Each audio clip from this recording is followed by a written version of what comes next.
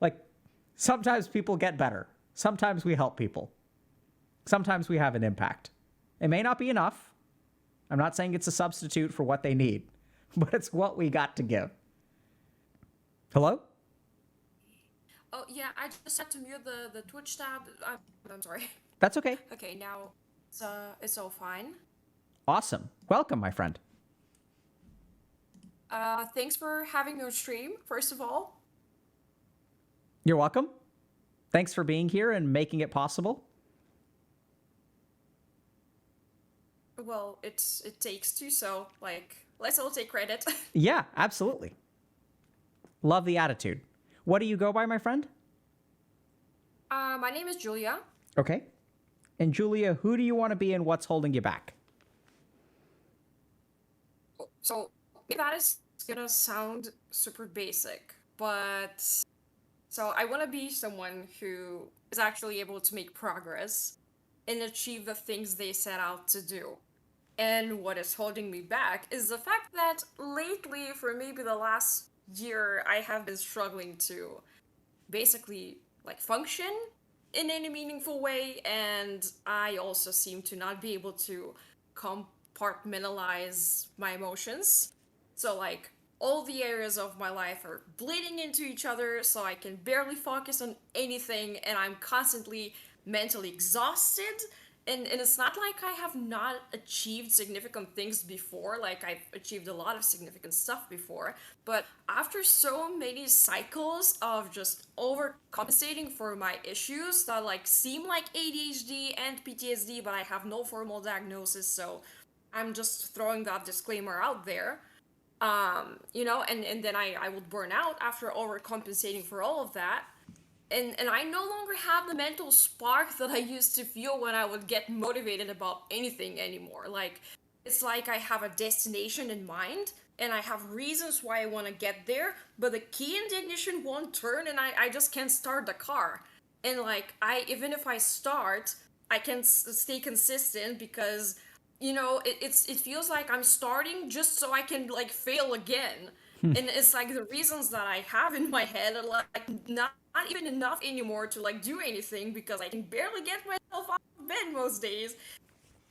Like maybe 30 minutes before work, like that's my record lately, and I'm back to square one each morning, and it's no way to live, basically. Wow. That sounds... Sorry. No, I mean, I'm just... what I'm really noticing is that you're trying really hard to get out of this situation, but almost the more you try, the more you run out of energy. And the more that you run out of energy, the harder it is to get out of this situation. Yeah, and it's just like the whole feeling of like starting over because I found like I did find like a couple of strategies that worked for me, but like each time I dropped the ball because I am someone who's like very emotional, and that's like one of the struggles that I mentioned, like that's the second one. And it's no less important, by the way, because this is one of the things like I would like get overwhelmed by emotions. Even my hands are shaking. What the hell?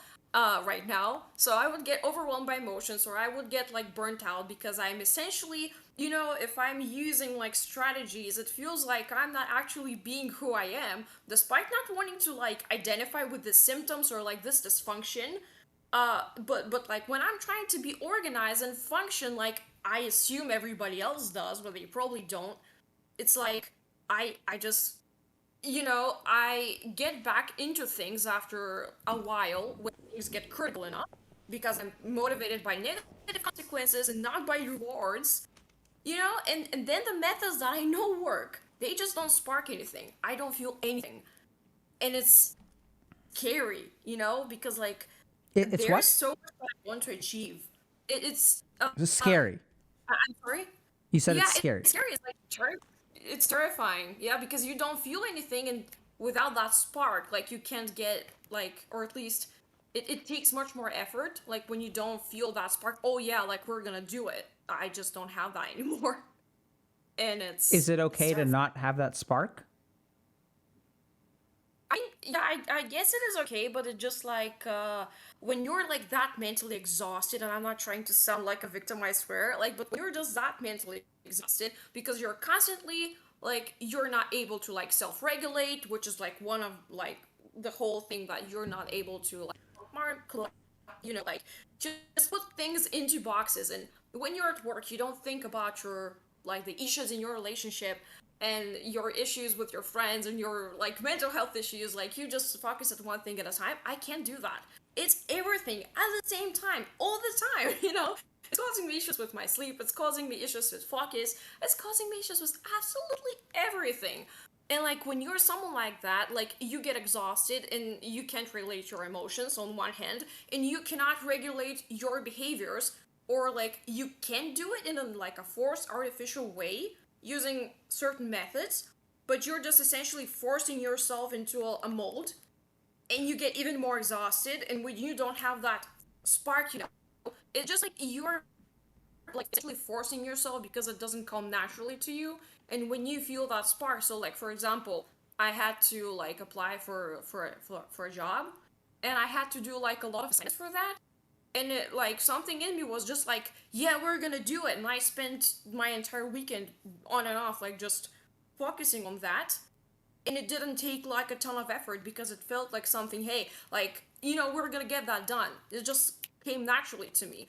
But like chores and like normal everyday life admin stuff is what I call it, like cooking, cleaning, like even hygiene, was really hard for me up until like like maybe 1 month ago. Like it was really bad and it started to seem like I was in some sort of like depression. Again, not diagnosed, but it looked like that.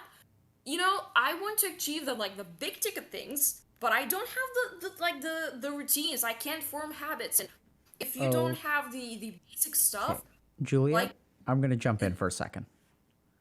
yeah, I'm Let me, sorry. no, that's okay. So let me ask you a question. How do you decide what to set out to achieve? Well, okay, I'm loading. It's probably cool to like hear me be silent for a minute.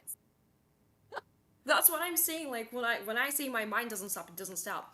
So like I guess I don't really decide. It just like comes like through experience. Like I see that I'm not satisfied with myself in like one area or another area of my life, and I decide, hey, like what I want to do instead. So maybe by comparison, where am I and where would I want to be? And also through experience, like I've been there in this situation, or I am in this situation right now, and I would rather be in another type of situation, right? So that is kind of like I just go through life winging it, Yeah. and So there's like almost no planning.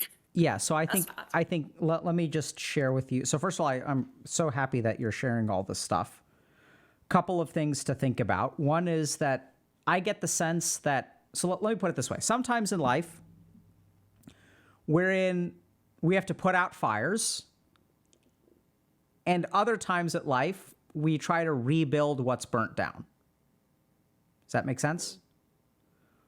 Yeah. What I get the sense of is that you're trying to do both at the same time. You've got a house on fire, you're trying to build it and put out the fire at the same time. Does that resonate with you at all? Yeah, it does like 50%. And it's like when I one of the first things that I said was like I feel like every morning I wake up and like I'm at square one, and it feels like I'm constantly trying to I am building something, and then it burns down because I cannot be consistent to save my life. And Yeah. So it's here's like starting over and over and over again. yeah, so here's what's going on. I think you're spending a lot of energy building one room while the room next door is on fire. So when you go to bed at night, the fire just spreads to the work that you put in. And then you wake up the Basically, next morning and it's burnt down. So yeah, and you practically, start over. so practically, I think there are a couple of interesting things here, because what I'm hearing you say is that you want to achieve the things that you set out to achieve. But I think what we're hearing is that you'll set goals for yourself that you don't have the fuel to reach. Right? You wake up on a particular day and you're like, I want to be able to do this. But I'm not hearing an appreciation, and there's a good reason for this, so I'm not blaming you for this. I'm not hearing an appreciation for how running on empty you are. And so sometimes, like, what I also heard you say that this has been going on for about a year. So like this is where what I'd kind of say is that, like, I know it sounds kind of weird, but don't worry about achieving stuff, worry about stabilizing. Right? So sometimes, like, if I'm trying to sail from one part of the world to another part of the world and there's a hole in my boat, my focus should not be in like opening my sails and trying to make as much progress as I can. It should be in fixing the hole, bailing the water, and getting my ship ready to sail. What I'm sort of hearing from you is that there's a lot of stuff that's overwhelming you right now. You continue to set goals for yourself. As you set those goals for yourself, it's hard to achieve them. You may make some progress, but because all of these other dimensions of your life, emotional dysregulation, other kinds of things are like getting in the way, you can't consistently invest energy towards progress. What do you think about that? Yeah, first of all, yeah, I'm thinking thinking about that. I had to like take a minute. So like this current cycle has been going on for a year, but it's been that way for years. Like I'm 23, soon to be 24, and this has been going on for like maybe since I can remember. I don't know. Ever since I was able to like set goals for myself. So I think I only got through school because I'm, I guess, sort of intelligent. And it's like really frustrating because it feels like one of the other colors had that and he had ADHD as well. So like you feel like it should be easy, and like it's frustrating to no end because you can't get through the basic stuff. Like, so what I was trying to say to start with is that, you know, is this cycle every year, multiple times even, like you overcompensate, you burn out, you overcompensate, you burn out, and you're stuck with the same, like, you don't really make, like, you don't always set new goals for yourself all the time. You're stuck on a set of goals that you have not been able to achieve maybe for years because there's never enough energy. Yep. So Julia, so let me ask you something. Overcompensate and burnout. Overcompensate and burnout, Yeah. right? Why can't you just compensate? Why do you have to overcompensate? Yeah, because balance is hard. What Is balance? what makes balance hard? Balance is really hard. What makes it hard? Well, not to trauma dump, but like just my upbringing. Like I never had any sense of like a stable adult person that I could just watch their behavior, how they just operate in their like, normal day-to-day life, and like just kind of like learn through imitation, because like adults in my life were just not great role models. Some of them were abusive. That sucks. So like, not to trauma dump, not to say, oh, like for me it's just background, but No, I think it's important background. Thank you for sharing. Yeah, so as we kind of think about it, so like a couple things pop into my mind. The first is that, Julia, you've mentioned 3 potential diagnoses. You've also mentioned like difficulty regulating emotions. So this is absolutely a situation where I would recommend a clinical evaluation. I don't know how possible that is or accessible that is for you. But this is exactly why, like, so what I've sort of found as a psychiatrist is that sometimes people will try to put their lives together. And just because you're putting your lives together doesn't mean that mental illness is responsible. But what I can guarantee you is that if mental illness is at play, it's going to be a hell of a lot harder to try to put your life together if it's untreated. What do you think about that? This is a stereotypical thing, but I just kind of missed the last 2 sentences. I'm so sorry. You lost me at 2 sentences in? Please, like, just yeah. Yeah. So what I was saying is that you've mentioned 3 diagnoses. It sounds like you haven't been formally diagnosed, but you've mentioned 3 potential diagnoses. Yeah. And one of the things that I'm noticing that you're trying to put your life together, right?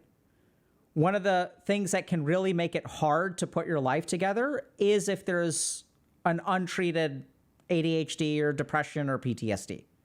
So this is where I'd ask, like, are you I mean, what do you think about clinical evaluation, getting into treatment, etc.?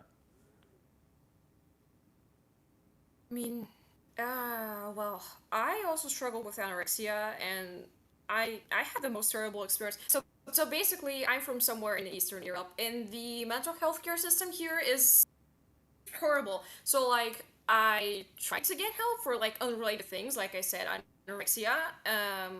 It went horribly wrong, and I was not really like trying to put myself through this because mental health professionals here tend to leave you worse off than you went in. And it's like I trust myself to like kind of stabilize, like not fix myself 100%, because maybe that's not even possible, but like just stabilize without having to essentially like just bear your whole like assortment of problems to somebody only to be treated in a way that leaves you worse off and like more mentally stabilized. So like I'm not here to seek diagnosis. I'm just here like for a couple of tips, and I understand that this is not a substitute for Yeah. No, therapy. so I just I mean need to seek one. that's so thank you for sharing what your experience with mental health treatment is. Can you just help me understand? Like, do you mind if I ask you one or two questions about your treatment experience? Yeah, go ahead. Okay, so like, I've heard of poor mental health professionals in other parts of the world. I mean, we have some here in the United States as well. But I'm curious, like, what did they do that led you worse off, left you worse off than when you started?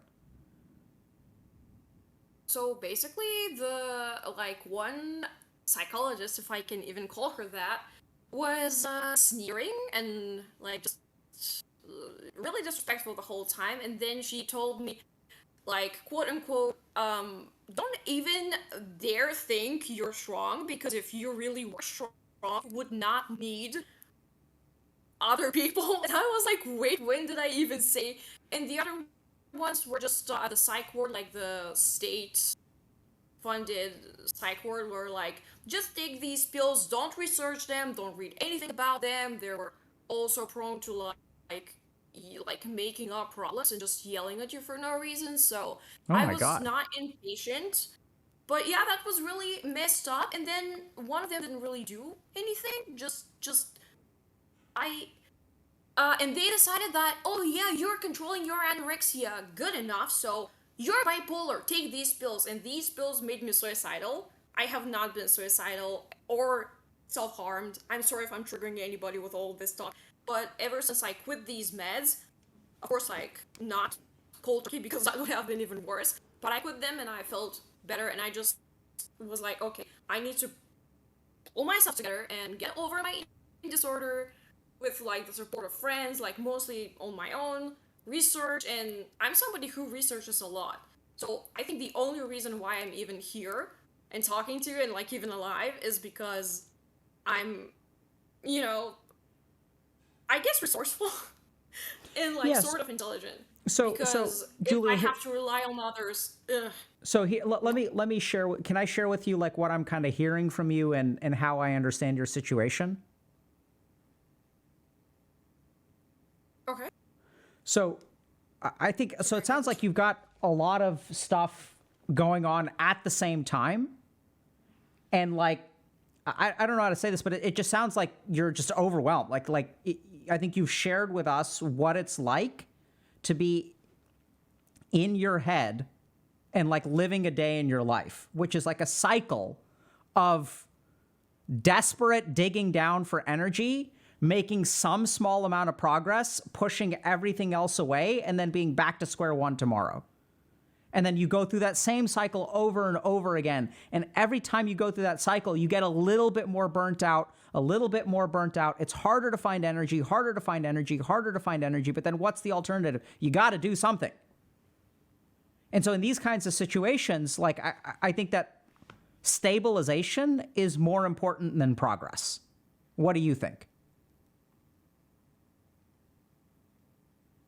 The shame, like every year on my birthday or like whatever significant date, you're like, oh, like, yeah, still haven't achieved this and that. And it's I completely understand, but like I don't really know like how do you even Like, how do you even start? Like, one way I made You like you significant start by progress was, stopping. yeah. Oh,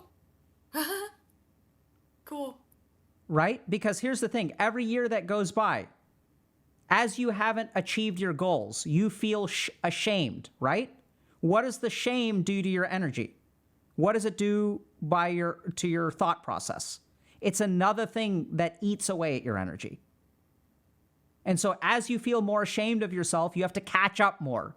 So you set a more ambitious goal. As you fail in that goal, you feel worse about yourself. And the cycle continues over and over and over again. And that's what we're hearing from you, is that you're stuck in this cycle.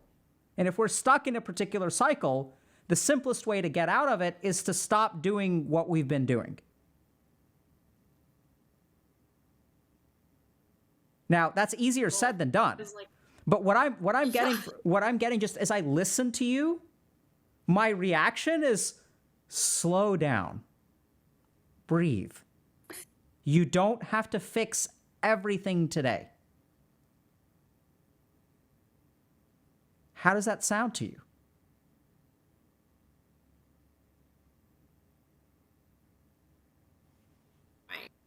so there's like good things that I have like done before. Like I like the weirdest thing is that I have like this proverbial metaphorical toolbox that there are things in there that work. But when I try to come back to them, actual things like setting smaller goals, exercising for the sake of exercising, because I told myself last year and I managed to exercise for like 6-7 months consistently. Yeah, work out for like the discipline, work out for the mental health benefits, not for looking a certain way, because you have a freaking history of freaking eating disorders. It worked. But now, like, I open my toolbox and I look at the same things that work for me, the same tools, and like I said, I just don't feel anything. So I think I will kind of like just have to like force myself to like restart the good things and just like set this like tiny little goals Julia, and maybe try to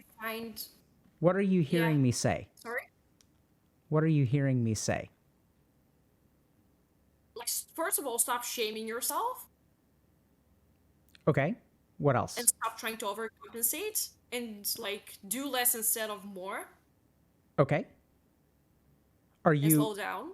That's part. Yeah, are you able to be patient with yourself?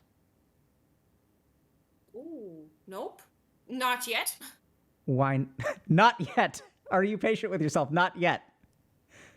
Yeah, That's funny, right? I mean, Because you're So what makes it hard for you to be patient with yourself? um, I mean, I'm like, to be honest, I'm trying to not make chat more hostile towards me Are because you reading chat? I would definitely not be reading chat right now. I would absolutely yeah, ignore what that's chat says. like that idea. Yeah, I'm kind of a people pleaser, like, first of all. So, What makes it hard for you to be patient with yourself? um, yeah, bringing again in the way that like I grew up, like generally around peers and stuff, like, um, like your parents are supposed to be the ones that you know model the way that you want to treat it like when you grow up in the way you want to treat yourself. So yeah, Okay. enough. So, Julia, here's my two recommendations, which I think may be a little bit unsatisfying to you. And if they are, please let me know, and maybe we can talk about that for a minute. The first is I want you to just focus on one thing, which is patience with yourself. Just patience. You don't have to be perfect by your next birthday. You don't have to have everything solved by your next birthday. What you're telling me is that you grew up in a situation where a lot of the stuff that people who are living healthy, happy lives are given or taught, you were not given the opportunity. It wasn't handed to you on a silver platter. You've had to figure everything out on your own. And what that means is that you can't compare yourself to someone who was starting with like a full tank of gas and being taught everything. So you've got to give yourself time to get better. And I'm confident actually that you will, because you've told me that while the cycle repeats, well, we're also hearing that there are periods of time where there are tools in your toolkit which you've been able to apply for 7 months at a time, that you do make progress. And I think the key thing is that the more you get overwhelmed, the more you try to get out of your situation, the more impatient you become. That actually worsens the whole cycle. So the first thing is patience. Second thing is, I understand you've had bad experiences with mental health treatment. I don't know what else to say, but like, let's assume that this wasn't mental health. Let's say that you came in here and you said, I have a diagnosis of cancer. I've seen cancer doctors before and they didn't really do a good job. If the problem that you have is cancer, the fact that there isn't good cancer treatment doesn't change the fact that you need cancer treatment. Does that make sense? The goal should still be finding good cancer treatment. Does that agree or disagree? Yeah, I mean, I get it.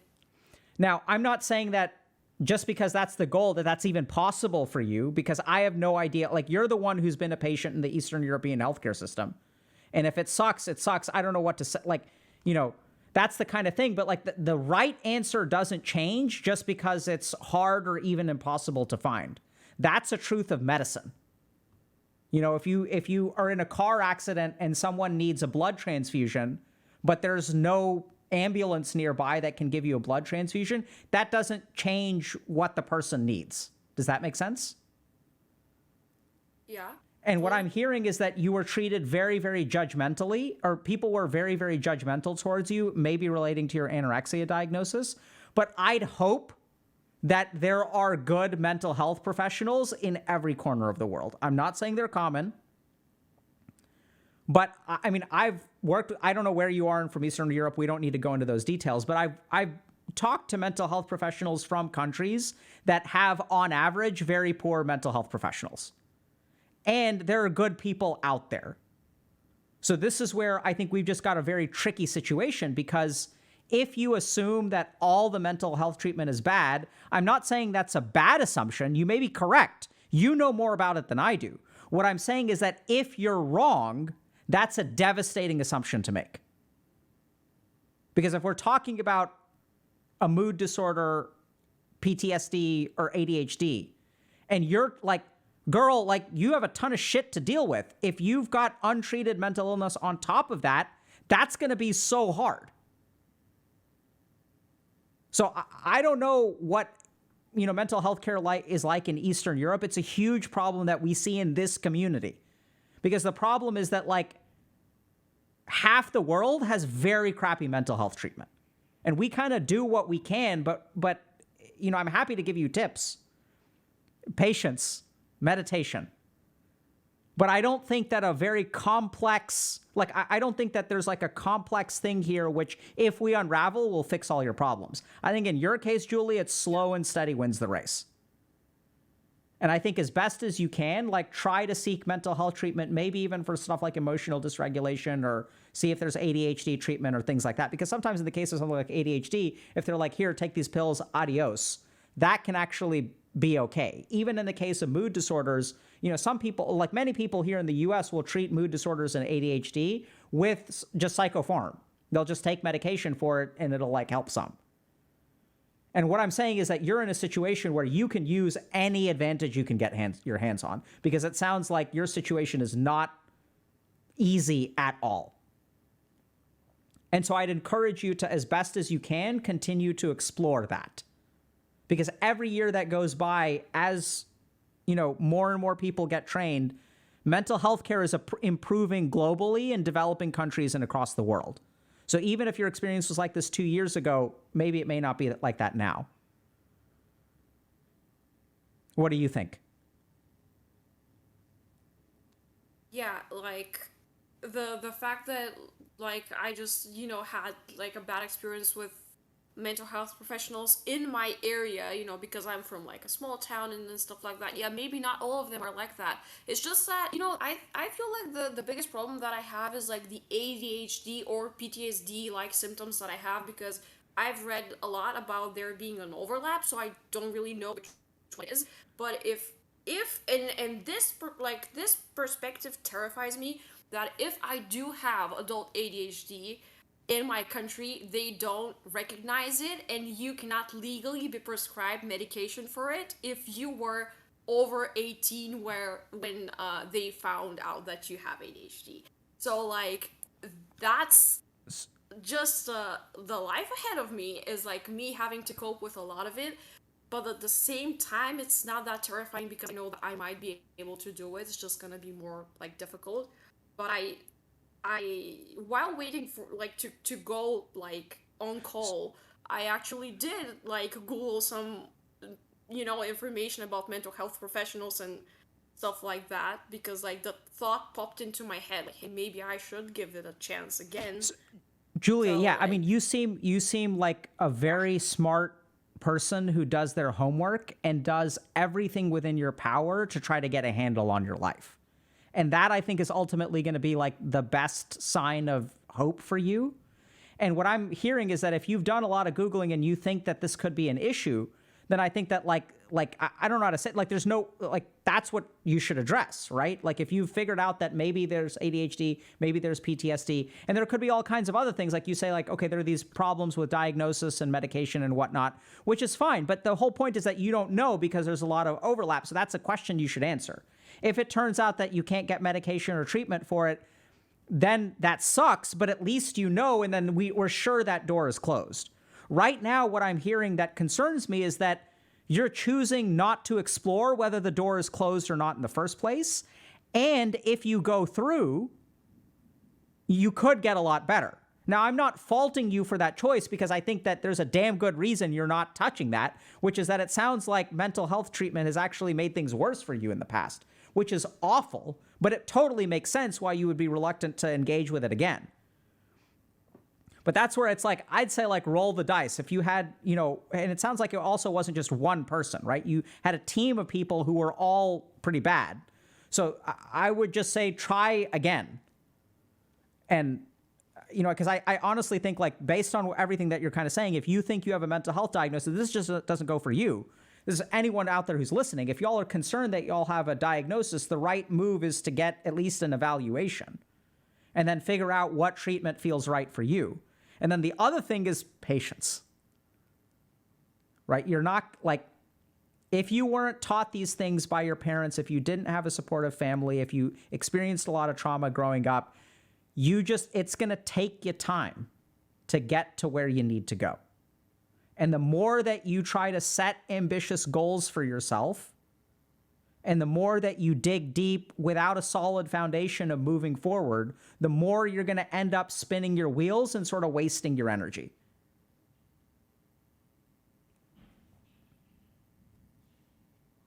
Any last thoughts or questions before we wrap up for the day? I'm still like digesting the information basically, but I actually never thought about the patience bit. Like it's all about like doing, and to me like patience has always been a more passive thing, and I don't like being passive, I guess, because yeah, Julia. But let me ask you, how is doing working out for you? It's not. So stop doing.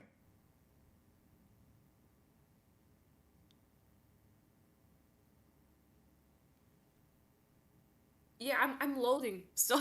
Good. Perfect. You're a natural. I'll have to think about. Yeah. Good. Think about it. Yeah.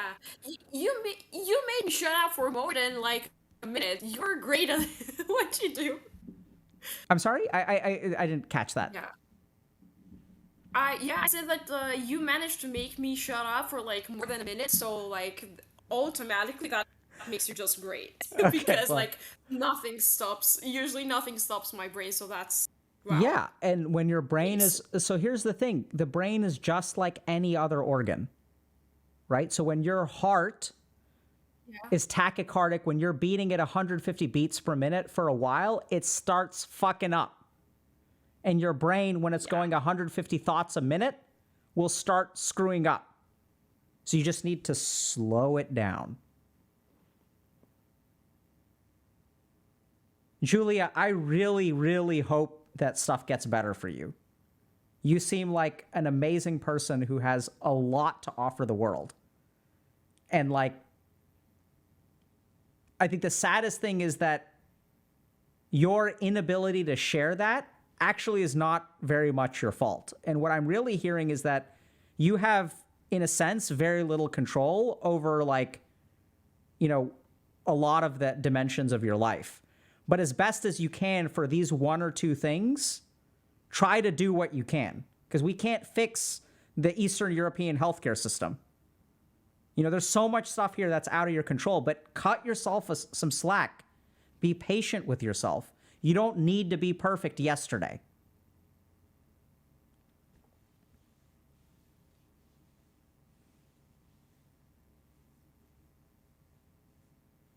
Still loading, sorry. Because Good. yeah, I've been trying to like be better at listening to people, so Good. Right? So sometimes that results in like awkward silences. I wasn't sorry? feeling awkward. I mean, I was okay with it. So I'm glad you're doing what you're doing. Cool. Good luck to you. So like thanks. You're Yeah, very thank welcome. you very much. Like, yeah. Okay. Don't Thanks again, and give up on have yourself. a great life ahead. Likewise, don't give up on Okay. yourself, number one. And number two, don't expect you to have fixed it tomorrow. Okay? You'll get there. Just be patient with yourself. Good luck to you, Julia. I wish you all the best. To you too. Bye. Bye. Yeah, so that's tough. I think we're done for the day. I think we had 4 people, but I think, yeah. I mean, so we're seeing this front and center, where I have a feeling that Julia's life would have been so different if when she got into mental health care, like, she had good mental health care. So, like, there's so many people in our community that their lives would be so different if just one thing had changed. You know, just like one thing, like, alters the whole course of your life. And then we sort of end up in a situation that we feel responsible for, because, like, who can actually do something about my life? It has to be me. Right? It has to be me. And so as you accept that, and as you say, okay, I'm the one who has to fix my life, something subtle can happen, which is that you accept responsibility for the state of your life. If I'm the one who has to fix it, it has to be me that got here. And that's just not true. The truth is that you don't control most of what is determined about your life. You don't get to choose when you were born. You don't get to choose where you were born. You don't get to choose who your parents are. You don't get to choose whether you had cerebral palsy at birth. You don't get to choose whether you have a high IQ or a low IQ. You don't get to choose whether your parents taught you how to study. Did they sit down with you and go over stuff? Did they force you to sit down and learn how to do your multiplication tables? The truth is, so much of our life we are not responsible for. And yet, we're the only reliable agents to fix it. And that's just, like, unfair, but it's how it is. And so, are you responsible for moving your life in the direction that you want it? Absolutely. Is it your fault that it's such a shit show in the first place? Hopefully not. Now, here's the big caveat. The people who accept too much responsibility for their life that is unfair are the ones that need to displace it. On the flip side, and I think for whatever reason, we don't really attract these kinds of people in our community, or maybe we screen them out. The flip side is also true, where there are people who don't accept responsibility for their life. In fact, they shunt responsibility away from themselves. And those are the ones that paradoxically screw up their life, and they blame the world. Right? Oh, it's like the world is an evil place. when it turns out that they're actually the ones that are responsible. So both sides are kind of equally correct, that there's a discrepancy between individual responsibility and what the world contributes. And the funny thing is, in both cases, you've got to move in the opposite direction. I just get the sense that in our community, we have people who adopt more responsibility than is their due. It's tough. I don't know what to do about lack of mental health care, like proper mental health treatment in parts of the world. Like, and this is both the awesome thing and the awful thing about the work that we do. So the cool thing is that we're at least reaching those people and offering something. The sad thing is that it's not nearly enough and it's not what they need. So we're going to do what we can and we're limited. And that's okay in a sense. It's not really okay, but it's the most that we can do, which is like how life works. Is the necessity for something doesn't equate the possibility of something. But you try what you can, right? We're going to do what we can. And like, I don't know what to say, but that's as good as it gets. In terms of the work that we do, we're going to do what we can. In terms of what I try to do every day, and even in terms of your life, you can't fix the problems. All you can do is do what you can. And fingers crossed, if you keep doing that, hopefully things will start to get better. And that I feel really confident in, because even if we can't fix stuff, I'm pretty sure we're making the world a slightly better place. Right? We see that. Like, sometimes people get better. Sometimes we help people. Sometimes we have an impact. It may not be enough. I'm not saying it's a substitute for what they need, but it's what we got to give. And even in terms of your own life, it may not be enough, but give what you can to yourself. Give what you've got to yourself. It's not about what you need. It's about what you can offer. Because that's the most that you can do. And the cool thing is, once you accept that and once you give fully what you have to offer, you can be at peace with it. Whether it's enough or not enough is not mine to control. But I can go to bed at peace with myself because I gave what I could.